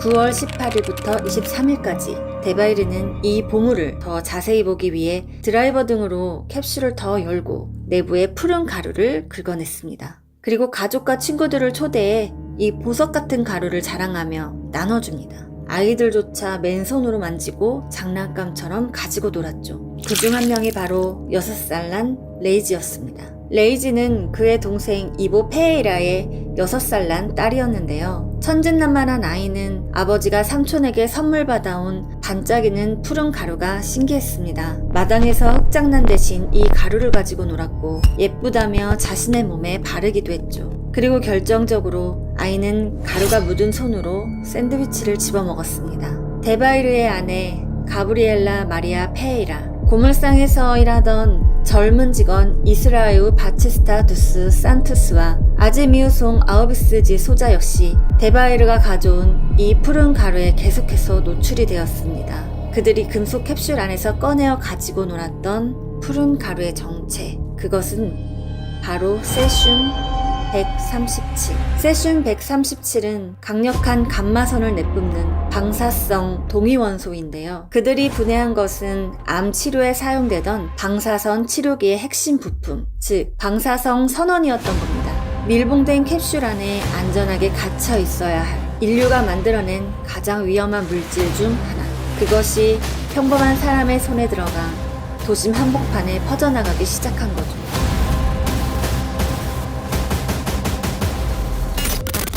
얼마 지나지 않아 데바이르의 집을 중심으로 사람들이 하나둘씩 쓰러지기 시작합니다. 구토, 설사, 어지럼증, 탈모. 처음에는 데바이르 집에서 먹은 음식이 잘못되었다고 생각해 집단 식중독을 의심했습니다. 하지만 환자들의 상태는 일반적인 식중독과는 비교할 수 없을 정도로 심각했고 좀처럼 나아지지 않았죠. 환자들이 계속 늘어나자 데바이르의 아내 가브리엘라는 불길한 예감에 휩싸였습니다. 남편이 가져온 그 신비한 푸른 가루가 이 모든 끔찍한 일의 원인일지도 모른다고 직감한 거죠. 9월 28일 그녀는 용기를 내어 고물상에 남아있던 캡슐의 잔해와 가루 일부를 봉지에 담았습니다. 그리고 버스를 타고 시내 보건소로 향합니다. 보건소의 의사 파올로 호베르트 몬테이루는 가브리엘라가 가져온 봉투와 그녀의 설명을 듣고 심상치 않음을 느꼈습니다. 다음 날인 9월 29일 마침 그곳을 방문한 의료 물리학자 바우테르 멘지스 페에이라가 가이거 개수기로 봉투의 방사선 양을 측정합니다. 측정기는 미친 듯이 울부짖으며 상상조차 할 수 없는 높은 수치를 나타내는데요. 그제야 사람들은 깨달았습니다. 이것은 단순한 질병이 아니라 방사능 재앙이라는 것을. 즉시 국가적인 비상사태가 선포되었습니다. 하지만 이미 때는 늦었죠. 세슘 가루는 사람들의 손과 발, 옷에 묻어 집, 학교, 버스, 공공장소 등 도시 곳곳으로 퍼져나간 뒤였습니다. 초기 조사에 나선 인력들조차 방사능의 위험성을 제대로 인지하지 못하거나 보호장비가 부족하여 추가 피복을 당하기도 했습니다. 오염된 지역 근처의 방사선 양은 시간당 수십워트에 달하는 그야말로 즉각적인 죽음을 부를 수 있는 치명적인 수준이었죠. 결국 이 끔찍한 사건으로 총 4명이 급성 방사선 증후군으로 사망했습니다. 가장 먼저 세상을 떠난 것은 푸른 가루를 삼켰던 6살 소녀 레이지 다스 네이비 페이라. 그들이 죽음에 이르렀던 과정 자체가 평범하지 않았듯 이들의 죽음도 평온하지 못했습니다. 사망자들의 시신에서도 높은 방사선이 검출되었기 때문입니다. 방사능 공포에 휩싸인 시민들은 시신이 묻힐 공동묘지 앞에서 격렬하게 시위했습니다.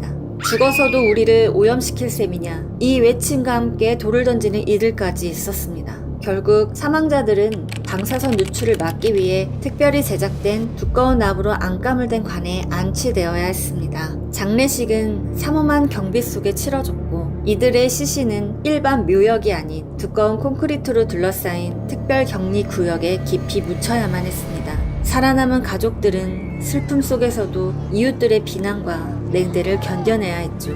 공식적으로 약 250여 명의 사람들이 심각한 수준의 방사선에 피복되었습니다.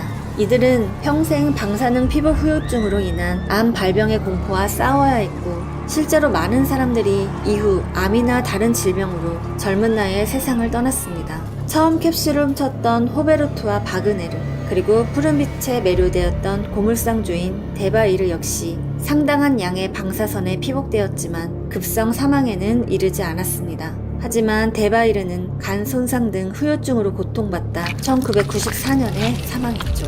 사건 이후 고이아니아는 방사능 오염 도시라는 끔찍한 낙인이 찍혔습니다.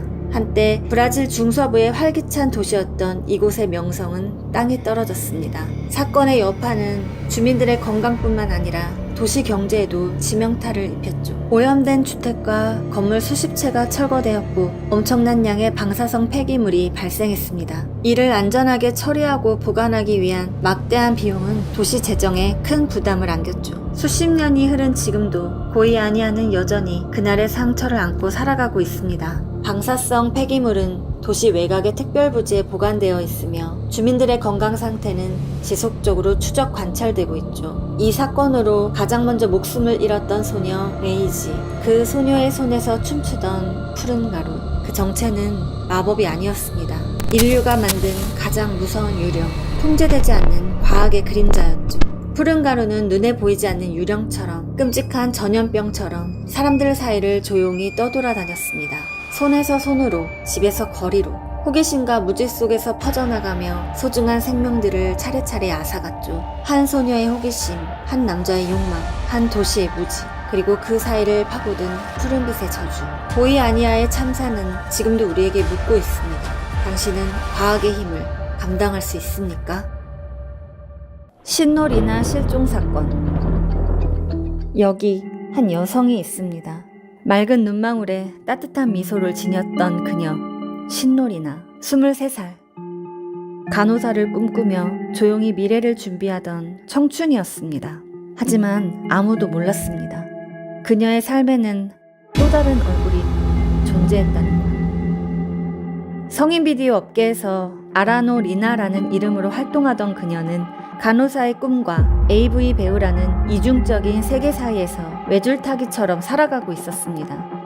그리고 결국 그 불안한 삶은 2022년 6월 비극적인 결말을 맞이합니다. 이바라키현의 한 숲속, 차가운 시신으로 발견된 그녀는 그 마지막 모습마저 끔찍했습니다. 현장에 도착한 경찰조차 말을 잃었습니다. 신노의 시신은 단순히 땅에 놓여있지 않았습니다. 나체 상태로 손목이 나무에 묶인 채 공중에 매달려 있었고 목뼈는 부러진 채 기이하게 뒤틀려 있었죠.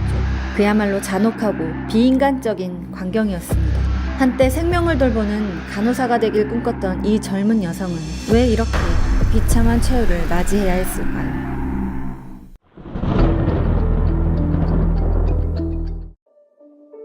신노리나는 명문의대에 진학해 주변의 기대를 한몸에 받던 학생이었습니다. 그러나 그녀의 진심은 달랐습니다. 의사가 아니라 간호사로서 환자 곁에 있고 싶었던 그녀. 하지만 그 꿈은 가정의 반대로 좌절됩니다. 특히 아버지와는 꿈을 두고 심한 갈등을 겪었고 결국 두 사람은 그녀가 세상을 떠나기 전까지 말조차 섞지 않았다고 합니다. 가족 안에서도 외로움을 느끼던 그녀는 어느 날 화려한 네온사인 속으로 걸어 들어갑니다. 그곳은 바로 호스트 클럽이었습니다. 그곳에서 그녀는 잠시나마 현실의 고통을 잊을 수 있었습니다. 쏟아지는 관심, 화려한 공간, 그리고 따뜻한 말 한마디. 하지만 그 대가는 너무나도 컸습니다. 그녀는 호스트에게 점점 더 많은 돈을 쓰기 시작했고 결국 감당할 수 없는 빚을 떠안게 됩니다. 벗어나기 위해 선택한 또 하나의 길, 그것이 바로 AV 업계였습니다. 그녀는 아라노 리나라는 이름으로 의대생의 신분을 숨긴 채 카메라 앞에 섰습니다. 아마도 스스로도 가장 피하고 싶었던 길이었을지 모릅니다.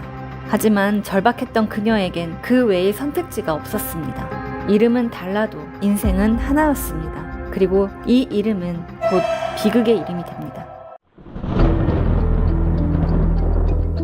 2022년 6월 5일 신노는 지인을 만나러 간다는 말을 남기고 집을 나섭니다. 그게 그녀의 마지막 모습이었습니다. 약속한 시간이 지나도 돌아오지 않았고 전화는 꺼져 있었으며 메시지에도 답이 없었습니다.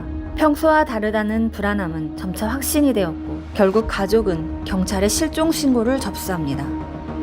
그날 그녀는 누구를 만나러 갔던 걸까? 단순한 외출이었을까? 아니면 끔찍한 사건의 시작이었을까? 경찰은 수사를 시작했고 휴대전화 기록, CCTV, 금융거래 내역을 추적해 그녀가 마지막으로 만난 남성을 특정합니다. 33세 남성 산페이 히로유키. 경찰은 그를 긴급 체포했고 그의 휴대전화에서 충격적인 영상을 확보합니다.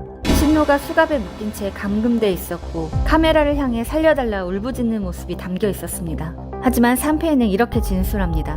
네, 그녀를 만났습니다. AV 영상을 촬영했을 뿐입니다. 2시간 촬영 후 근처 마트에 데려다 줬습니다. 그 후 그녀가 어디로 갔는지는 모릅니다.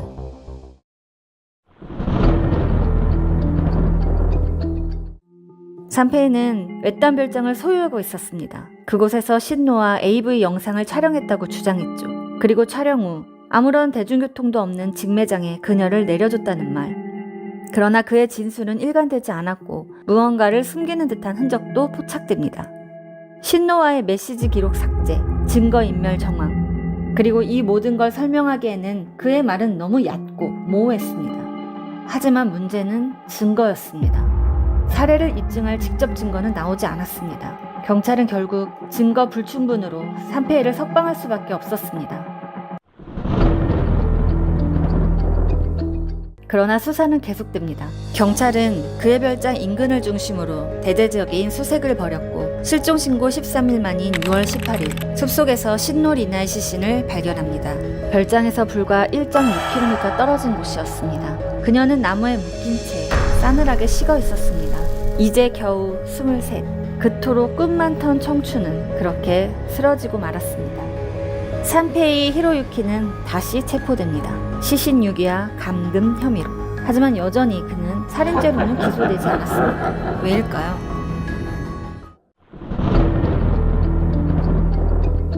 산페이는 끝까지 묵비권을 행사하고 있습니다. 경추 압박으로 인한 사망. 하지만 시신이 외부에 오래 방치되어 결정적인 증거는 이미 사라진 뒤였습니다. 그의 DNA가 검출되었다 해도 AV 촬영 당시의 접촉으로 충분히 설명 가능했고 단둘이 있었던 별장, 목격자도 증인도 없었습니다. 게다가 그의 집안은 꽤나 부유했습니다. 사건 현장인 별장도 부모 소유, 수천만 원대 반려견을 기르며 재벌가 자제라는 소문도 돌았습니다. 혹시 돈의 힘이 진실을 덮은 걸까요? 우리는 과연 진실을 마주할 수 있을까요?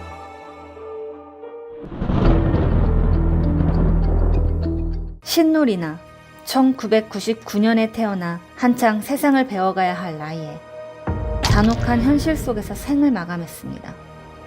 그녀의 마지막은 너무나도 분명한 비극이었지만 그 비극의 책임자는 여전히 죗값을 치르지 않았습니다. 그리고 지금 이 순간에도 그날 밤의 진실은 여전히 묻혀 있습니다.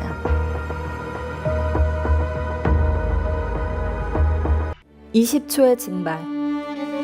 마츠오카 시냐군의 실종 사건. 일본은 이상할 만큼 미스터리한 일이 자주 벌어지는 나라입니다. 괴담이든 실화든 일본이라면 그럴 수도 있지 하는 말이 먼저 나올 정도니까요. 그리고 오늘 우리가 다룰 이 이야기도 그럴 수도 있는 사건 중 하나입니다.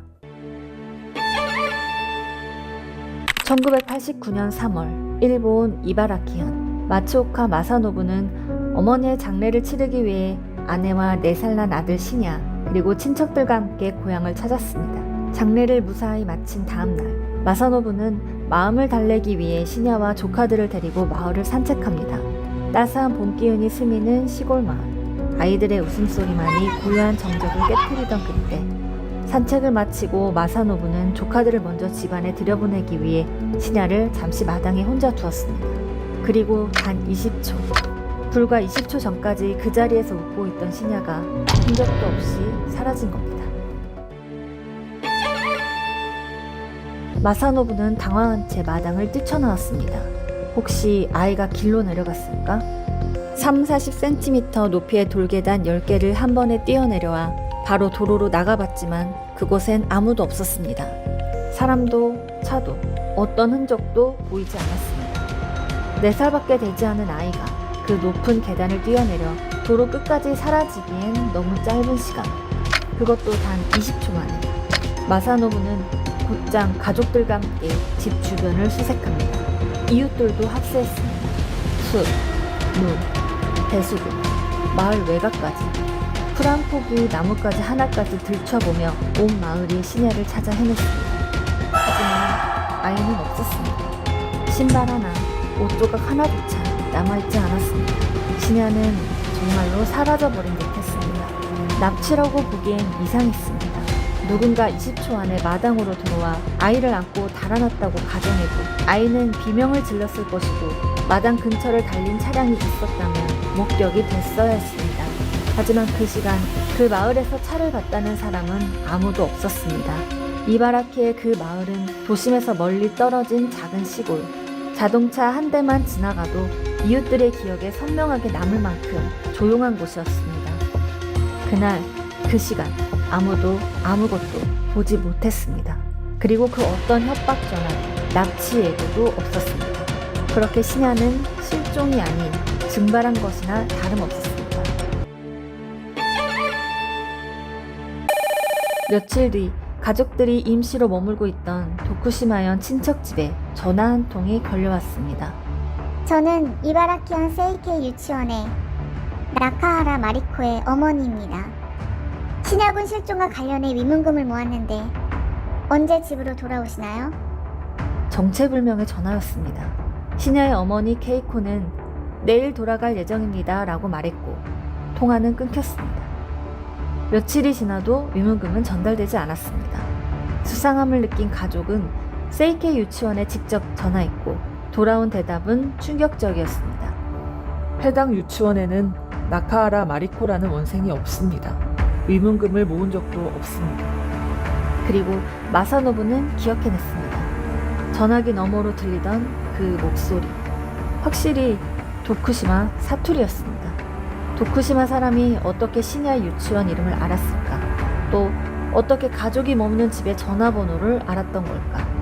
누군가 아주 가까이에서 이 가족을 지켜보고 있었던 걸까요? 신야 실종 이후 가족들은 절망 속에서도 희망의 끈을 놓지 않았습니다. TV방송에 출연하고 일본 각지를 발로 뛰며 신야군을 찾았지만 그 어디에서도 아이의 흔적은 찾을 수 없었습니다.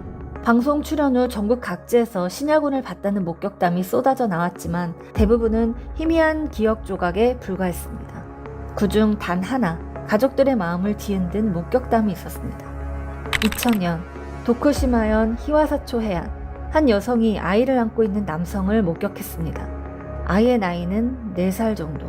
남자는 아이에게 말을 걸지도 눈길도 주지 않았습니다.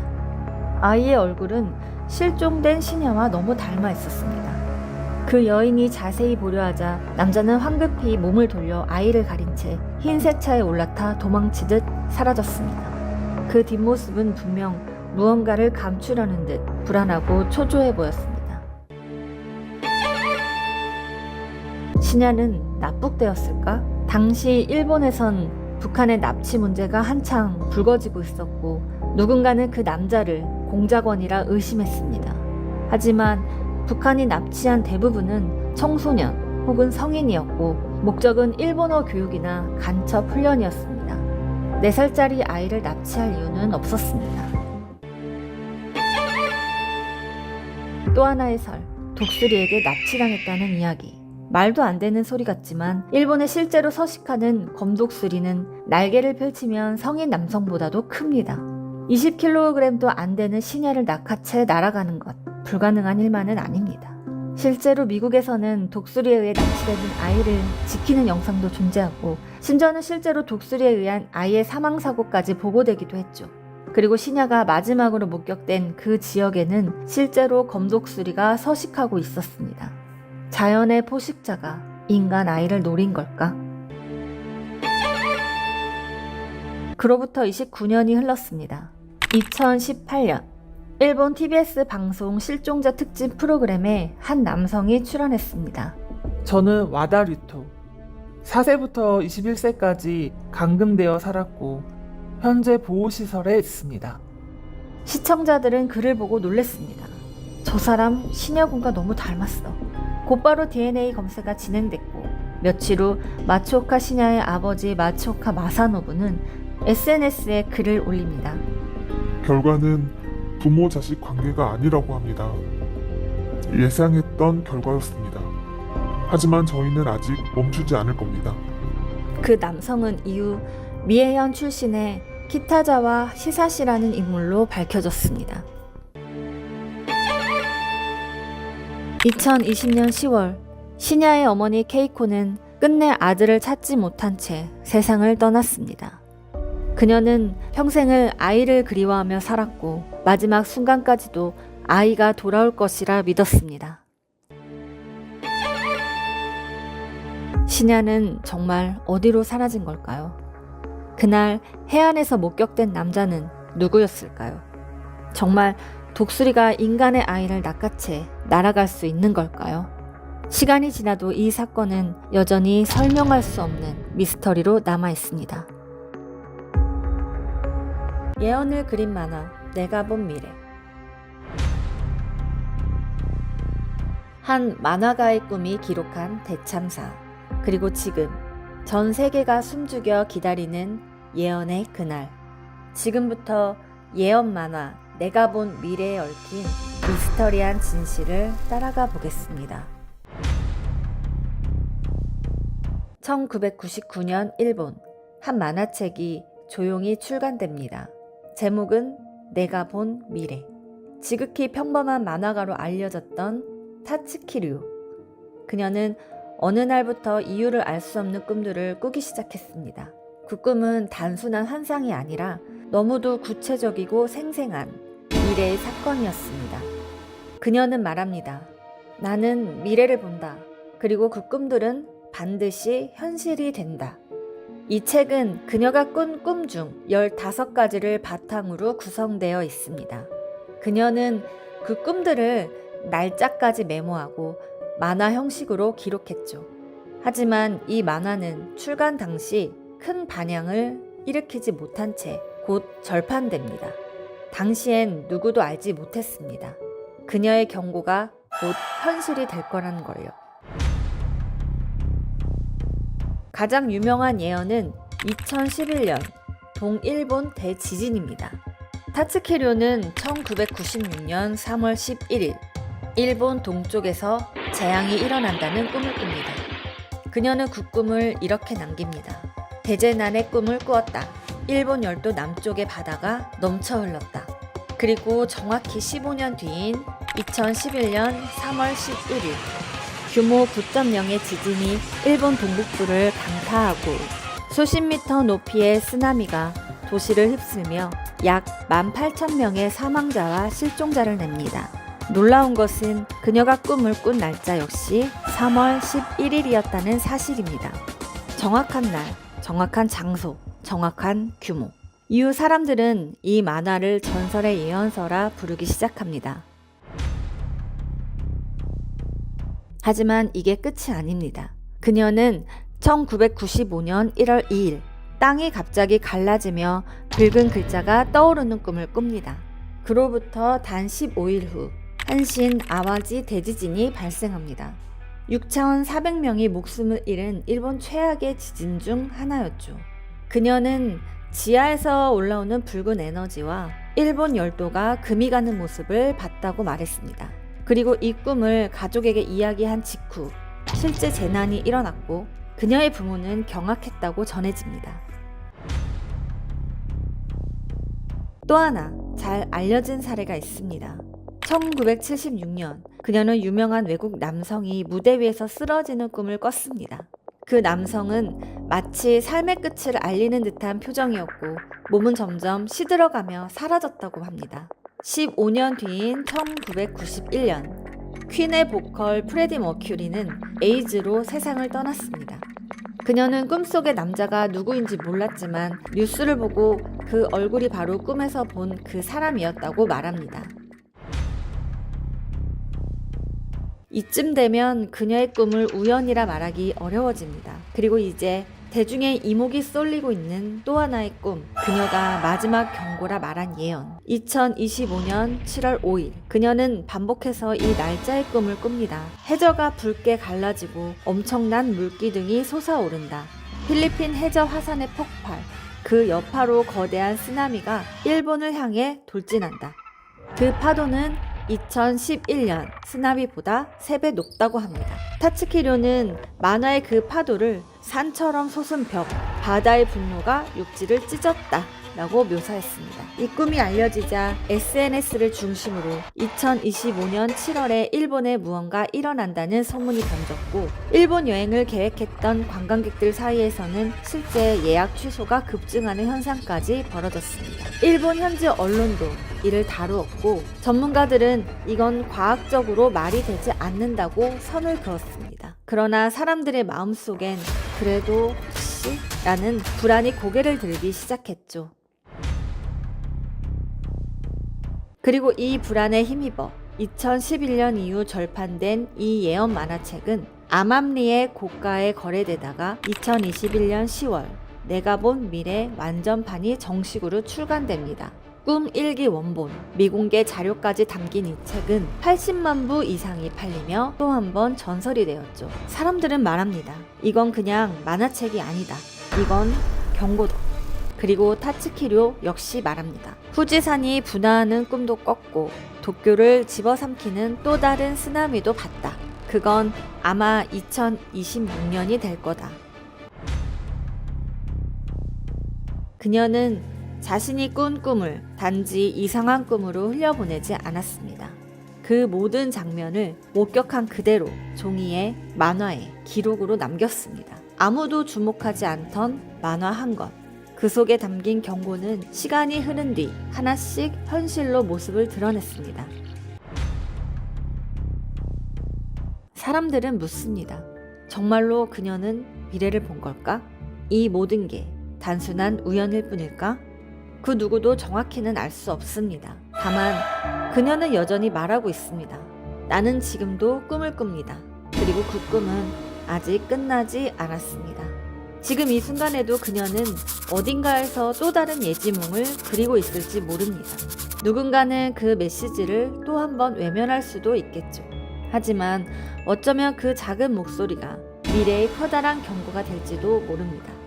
그리고 우리는 2025년 7월 5일 그날이 오기 전까지 결코 이 만화의 마지막 페이지를 덮을 수 없습니다. 내가 본 미래, 그 예언은 아직 끝나지 않았으니까요. 피해 백작 부인 엘리자베스 바토리. 한밤중의 고성, 바람 소리조차 멈춘 듯한 어둠 속 촛불만이 일렁이는 방 안에서 비릿한 샘내와 뜨거운 김이 욕조 위로 피어오릅니다. 욕조 안에는 선홍색 액체가 가득 차 있고 그 속에 한 여인이 조용히 몸을 담그고 있습니다. 긴 흑발을 풀어헤친 그녀의 얼굴엔 기묘한 황홀감이 서려 있습니다. 푸른 빛이 도는 창백한 피부 위로 핏물이 천천히 흘러내립니다. 그녀는 영원한 젊음을 갈망하며 처녀들의 피로 목욕했다고 전해지는 인물. 사람들은 그녀를 피의 백작 부인이라고 불렀습니다. 그녀의 이름은 바로 엘리자베스 바토리. 그녀는 1560년 헝가리의 명문 귀족 가문에서 태어났습니다. 라틴어, 독일어, 헝가리어, 그리스어까지 구사하던 다언어 능력자였고 당시 여성으로서는 드물게 매우 높은 수준의 교육을 받은 인물이었습니다. 15살이 되던 해 유력 귀족 페렌츠 나다스니 백작과 정략 결혼을 했고 슬로바키아의 차으티체 성으로 거처를 옮깁니다. 남편이 오스만 투르크와의 전쟁에 나가 있는 동안 엘리자베스는 광대한 영지를 관리하며 4명의 자녀를 혼자 키워냅니다. 그녀의 삶은 겉보기에 부유하고 교양 있는 귀족 부인의 전형이었습니다. 하지만 1604년 남편이 세상을 떠나고부터 그녀를 둘러싼 어둠이 고개를 들기 시작합니다. 마을 사람들은 수군대기 시작했습니다. 성에 들어간 소녀들이 행방불명되거나 끔찍한 모습으로 돌아온다는 이야기. 처음에는 그런 소문들이 크게 문제되지 않았습니다. 지방 귀족 사회는 그런 사건들을 묵인했고 대부분은 사고로 치부되었죠. 그러나 1609년경부터 바토리는 하층민이 아닌 귀족 가문의 딸들까지 교육을 명목으로 성에 불러들입니다. 그리고 그들이 하나둘 죽어나가면서 사태는 더 이상 외면할 수 없게 되죠. 엘리자베스 바토리에게 끌려간 소녀들은 성 안의 깊은 고문실에서 상상조차 하기 어려운 고통을 겪었다고 전해집니다. 그녀는 하녀의 손가락 사이에 바늘을 찔러 넣거나 가위로 살을 도려내면서도 웃음을 지었고 날카로운 갈고리가 달린 쇠장갑을 끼고 소녀들을 때리며 즐거워했다고 합니다. 무참히 짓밟힌 피투성이의 소녀들, 그 시체들은 벽장 뒤에 쌓여 있었고 하인들은 그것을 다시 밤중에 몰래 땅에 묻었습니다. 그녀의 고문은 단순한 폭력이 아닌 의식처럼 보였고 어떤 이는 엘리자베스가 고통과 죽음을 통해 젊음과 에너지를 흡수하려 했다고까지 말합니다. 그 희생자의 수가 650명에 달한다는 주장에 사람들은 경악했습니다. 그리고 결국 이 소식은 헝가리 국왕 마티아시 2세의 귀에도 닿게 됩니다. 국왕은 그녀의 사촌이자 팔란틴인 죄르지 토르조에게 진상을 조사하라 명했고 이때부터 엘리자베스 바토리는 피할 수 없는 운명 앞에 서게 됩니다. 1609년 12월 왕의 명을 받은 토르조와 병사들이 차흐티체 성을 향해 출발합니다. 토르조는 성을 덮치기 전 바토리 가문과 은밀히 합의까지 맺었다고 알려져 있습니다. 그리고 1610년 1월 1일이 되기 직전 새해 전야의 흥겨운 분위기 속에서 토르조는 군사들과 함께 성의 대문을 박차고 들어갑니다.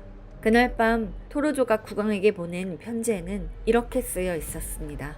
성 안에는 어린 여자의 시신이 바닥에 놓여 있었고 또 한 명은 아직 살아 있었지만 만신창이가 되어 있었습니다.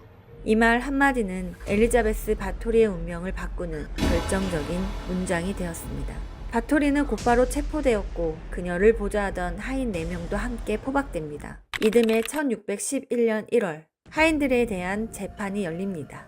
그들은 고문 끝에 자신들이 여주인의 명령을 받고 수많은 소녀를 고문하고 살해했다고 자백합니다. 재판 결과는 잔혹했습니다. 하인 2명은 산채로 불에 던져졌고 나머지 2명은 목이 잘려 처형됩니다. 하지만 정작 엘리자베스 바토리 본인은 법정에 서지 않았습니다. 그녀는 너무나 고위귀족이었고 사건 자체가 정치적으로 민감했기 때문에 공개 재판에 세우는 것조차 왕과 귀족들에겐 부담이었습니다. 결국 국왕과 토르조는 은밀히 합의합니다. 바토리 백작 부인은 영구히 자신의 성 안에 가둬지는 것으로 사건을 매듭짓기로 말이지요. 세간에는 그녀가 벽돌로 봉인된 방 안에 갇혀 오직 음식만 전달받으며 살았다는 전설이 떠돌지만 실제 기록에 따르면 그녀는 비교적 자유롭게 성 안을 거닐 수 있었고 사실상 유배에 가까운 생활을 했던 것으로 보입니다. 그리고 그로부터 4년 후 1614년 8월 21일 엘리자베스 바토리는 자신의 침실에서 싸늘한 시신으로 발견됩니다. 죽기 전날 밤 그녀는 하인에게 이렇게 말합니다. 내 손이 왜 이리도 싸늘하지? 하인은 조용히 대답했지요. 별일 아닐 겁니다. 부디 푹 쉬십시오. 그녀는 그날 밤 이후 다시는 눈을 뜨지 못했습니다. 그러나 그녀가 사라진 뒤에도 사람들의 입은 멈추지 않았습니다. 피로 목욕했다는 전설, 650명의 처녀를 죽였다는 이야기, 기네스북에까지 올라간 역사상 최악의 여성 연쇄살인마라는 오명. 하지만 우리가 알고 있는 이 모든 이야기, 과연 사실일까요? 피해 목욕 전설은 그녀가 죽고도 100년이 지난 1729년이 되어서야 문헌에 처음 등장합니다. 그녀가 실제로 그토록 잔혹한 살인을 저질렀다는 직접적인 증거는 존재하지 않습니다. 재판에서 그녀의 악행을 증언한 300명의 증인 중 단 한 명도 직접 목격한 사람은 없었습니다. 모두가 그렇게 들었다고 말했을 뿐이었습니다. 오늘날 여러 역사학자들은 그녀가 권력투쟁 속에서 희생양이 되었을 가능성을 제기합니다. 바토리는 남편 사후 헝가리 북부와 트란실바니아에 걸쳐 방대한 영토와 재산을 소유한 매우 영향력 있는 과부였습니다. 게다가 국왕은 그녀의 가문에 막대한 빚을 지고 있었고 그녀의 체포 이후 그 채무는 탕감됩니다. 죄르지 토르조 역시 정치적으로 바토리 가문을 무너뜨려야 자신의 야망을 실현할 수 있는 위치에 있었습니다. 이 모든 것이 우연일 수 있을까요? 바토리 백작 부인은 악마였을까요? 아니면 권력이라는 이름의 칼날에 희생된 비운의 여인이었을까요? 진실은 지금도 안개 속입니다. 승자들이 쓴 역사는 늘 패자의 목소리를 지웁니다. 하지만 한 가지는 분명합니다. 엘리자베스 바토리는 죽음 이후에도 우리 기억 속 어딘가에서 전설이라는 이름으로 아직도 조용히 숨쉬고 있다는 사실입니다. 그리고 그 전설은 오늘도 누군가의 밤을 서서히 물들이고 있습니다. 그녀는 피로 물든 욕조 속에서 영혼을 꿈꿨을지도 모르지만 그 끝은 침묵과 고독뿐이었습니다.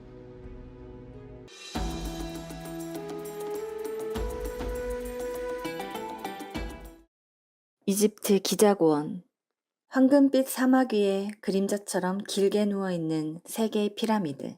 그 중에서도 단연 중심에 선 것은 바로 대피라미드, 크푸왕의 피라미드입니다. 기원전 2500년경 쿠푸왕 시대에 지어진 대피라미드는 무려 230만 개 이상의 석회암 블록이 사용됐고 각 블록의 무게는 평균 2.5톤에 달합니다. 지금의 기술로도 재현하기 어렵다는 이 구조물. 당시엔 바퀴도 없었고 철도 없었습니다. 그래서일까요? 수천 년이 지나도 무너지지 않는 이 건축물은 지금까지도 수많은 질문을 안고 있습니다.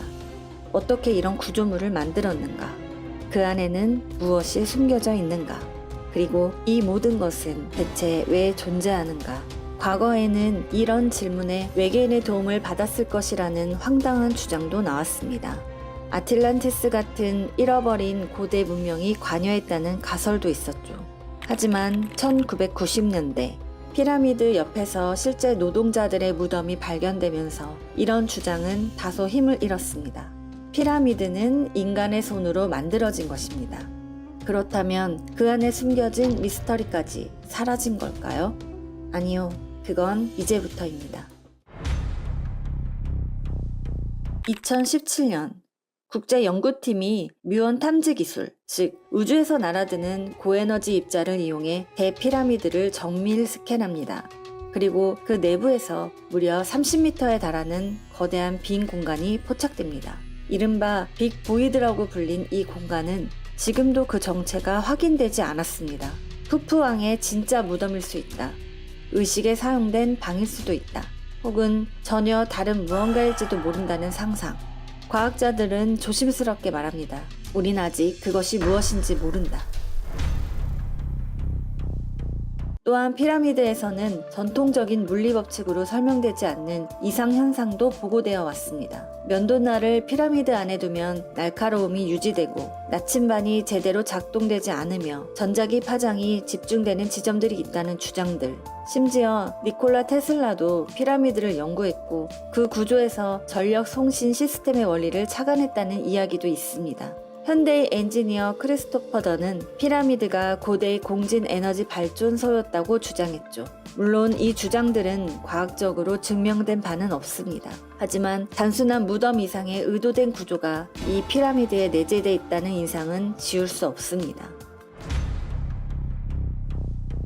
그리고 2025년 이탈리아 피사 대학의 코라도 말랑가 교수와 영국 스트레스 클라이드 대학의 필리포 비온디 교수는 이탈리아와 영국의 합작 연구팀을 만듭니다. 그리고 얼마 후 기존의 상식을 완전히 뒤엎는 발표를 내놓습니다. 바로 대피라미드 지하 600m에서 거대한 구조물이 포착됐다는 겁니다.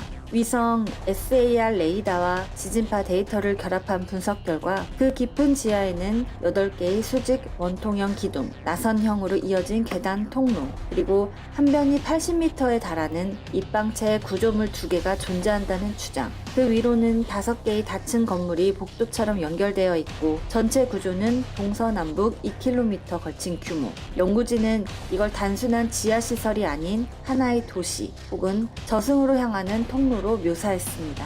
이 구조물은 고대 이집트 신화 속 죽은 자의 영혼이 지나가는 장소, 아멘티의 전당과 매우 유사하다는 겁니다. 3개의 피라미드 아래 각각 원통형 통로가 존재하며 이것들이 지하 세계로 향하는 출입구 역할을 했을 수도 있다는 해석. 단순한 상상이 아니라 고대 신화와 고고학, 지질 탐사 결과가 기묘하게 겹쳐지는 순간이었죠. 하지만 당연히 이 발표는 거센 반발을 불러옵니다. 미국 덴버대 로렌스 코니어스 교수는 현재 위성 SAR 기술로 600m 안반속을 정밀하게 탐지하는 건 불가능하다며 해당 발표를 과장된 주장으로 평가했습니다. 게다가 이 연구는 정식 논문도 아니고 동료 평가도 받지 않았습니다. 아직은 공식적으로 검증되지 않은 정보라는 뜻이죠. 이집트 당국의 반응은 더욱 단호합니다. 전 고대 유물 최고위원회 서기관장 자이 하와스 박사는 그런 구조물은 존재하지 않는다. 어떠한 탐사도 승인된 적이 없다라고 일축했습니다. 그러나 이처럼 지나치게 폐쇄적인 대응은 오히려 더 많은 의문을 낳고 있습니다. 기자의 또 다른 상징, 스핑크스. 이 거대한 석상의 발밑에도 오랜 전설이 깃들어 있습니다. 1930년대 미국의 심령가 에드가 케이시는 스핑크스 발 아래 고대 아틀란티스의 기록이 보관돼 있다고 주장했죠. 그 후 실제로 스핑크스 뒤쪽에서 지하로 향하는 갱도가 발견된 적도 있습니다. 하지만 공식 발표는 한결같았습니다. 막힌 통로였다. 아무것도 없다. 그렇다면 정말로 아무것도 없었던 걸까요? 혹시 드러나는 게 두려워 봉인된 진실은 아니었을까요? 기원전 5세기 고대 그리스의 역사가 헤로도토스는 이집트의 피라미드보다 거대한 지하 미궁이 존재한다고 기록합니다. 그 이름은 호아라이 미궁. 이 미궁은 아멘넴하트 3세가 지었다는 전설이 있지만 오늘날까지 그 전모는 확인되지 않았습니다. 지금도 이집트 땅 어딘가에 잠들어 있는 채로 말이죠. 수천 년 동안 닫혀있던 피라미드의 문, 그 속에는 단순한 왕의 무덤이 아닌 고대 문명의 정수 혹은 잊혀진 진실의 단서가 숨겨져 있는 걸지도 모릅니다. 비록 지금은 과장된 주장이라 일축되고 있지만 그럼에도 점점 실체에 가까워지는 감각은 결코 무시할 수 없습니다. 피라미드, 그저 돌로 쌓은 무덤이 아닙니다. 그 아래에는 아직 끝나지 않은 이야기가 지금도 숨쉬고 있습니다.